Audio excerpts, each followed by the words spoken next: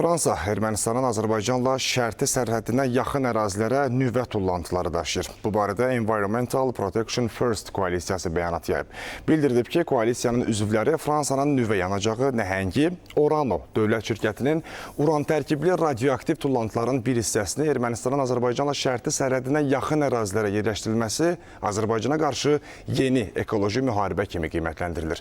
Fransa mediasının araşdırmaları göstərir ki, uran tərkibli radioaktiv tullantıların Ermənistana ixrac edilməsi bu ilin fevralında Parisdə Makron-Paşinyan görüşündə razılaşdırılıb. Ardınca isə Paşinyanın həyat yoldaşı Anna Akopanyanın Mənim Addımım fondunun hesabına bu sövdələşmənin mükafatı olaraq fransız şirkətindən böyük məbləğdə şübhəli iyanələr daxil olub.